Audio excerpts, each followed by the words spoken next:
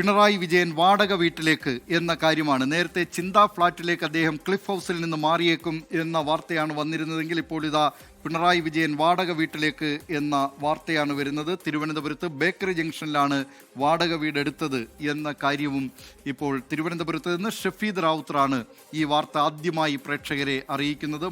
പിണറായി വിജയൻ നിയമസഭാ തെരഞ്ഞെടുപ്പിൽ കനത്ത തോൽവി ഏറ്റുവാങ്ങിയതിനു ശേഷം ഇതാ ക്ലിഫ് ഹൗസിൽ നിന്ന് പടിയിറങ്ങുന്നു. ക്ലിഫ് ഹൗസിൽ നിന്ന് മുഖ്യമന്ത്രിക്കുള്ള ഔദ്യോഗിക വസതിയായ ക്ലിഫ് ഹൗസിൽ നിന്ന് മാറുന്നത് തിരുവനന്തപുരത്ത് ബേക്കറി ജംഗ്ഷനിലുള്ള വാടക വീട്ടിലേക്കാണ് എന്ന കാര്യമാണ് ഇപ്പോൾ തിരുവനന്തപുരത്ത് നിന്ന് ഷഫീദ് റാവുത്തർ റിപ്പോർട്ട് ചെയ്യുന്നത്. ഇതിൻ്റെ വിശദാംശങ്ങളുമായി ഷഫീദ് റാവുത്തർ ലൈനിലുണ്ട്. ഷഫീദ് റാവുത്തർ, എന്തൊക്കെയാണ് ഈ വാർത്തയുടെ കൂടുതൽ വിവരങ്ങൾ?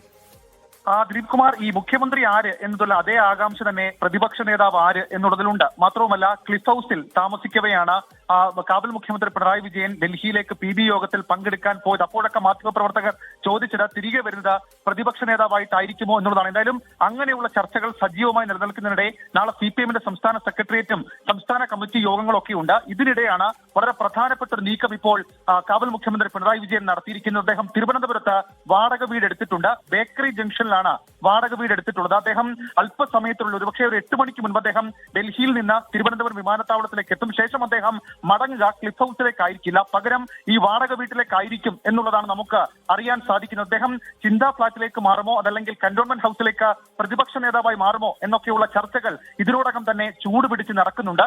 ഈ സാഹചര്യത്തിൽ നമ്മൾ ഈ കാവൽ മുഖ്യമന്ത്രിയുമായി ബന്ധപ്പെട്ട അല്ലെങ്കിൽ CPM കേന്ദ്രങ്ങളുമായി ബന്ധപ്പെടുമ്പോൾ മനസ്സിലാക്കാൻ അവർ അനൌദ്യോഗികമായി നൽകുന്ന വിശദീകരണം ക്ലിഫ് ഹൗസിൽ നിന്ന് സാധനങ്ങളും വളർത്തുമൃഗങ്ങളും ഒക്കെ ഉണ്ട്, അതടക്കമുള്ള കാര്യങ്ങൾ മാറ്റുക എന്നുള്ളതാണ് ലക്ഷ്യം. ഇതിന്റെ ഭാഗമായിട്ടാണ് ബേക്കറി ജംഗ്ഷനിൽ വാടകയ്ക്ക് വീടെടുത്തത് എന്നുള്ളതാണ്. പക്ഷേ മറ്റേതെങ്കിലും തരത്തിലുള്ള രാഷ്ട്രീയ നീക്കം ഇതിന് കാരണമായിട്ടുണ്ടോ എന്നുള്ള കാര്യത്തിൽ അവർ ഏതെങ്കിലും തരത്തിൽ ഉറപ്പ് പറയുന്നില്ല.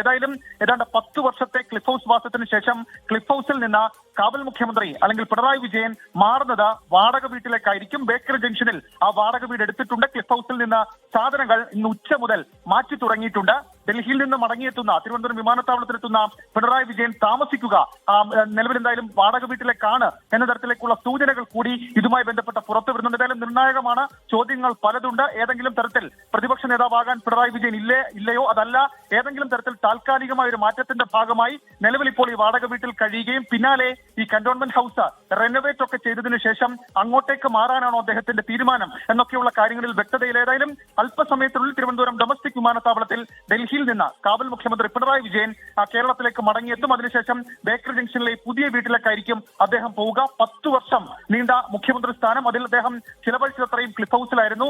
ഇടയ്ക്ക് എപ്പോഴെങ്കിലും നാട്ടിൽ ആവശ്യവുമായി ബന്ധപ്പെട്ട് കണ്ണൂരിലേക്കടക്കം മണ്ഡലത്തിലേക്കടക്കം അദ്ദേഹം പോയി കണ്ണൂരിലെ വീട്ടിൽ താമസിക്കും. മറ്റെവിടെയും അദ്ദേഹം തങ്ങിയതായി നമുക്കറിയില്ല. പക്ഷേ ഇനി മുതൽ കുറച്ചു കാലത്തേക്ക് കാവൽ മുഖ്യമന്ത്രി പിണറായി വിജയൻ താമസിക്കുക ബേക്കറി ജംഗ്ഷനിലെ വാടക വീട്ടിലായിരിക്കും. ദിലീപ് കുമാർ.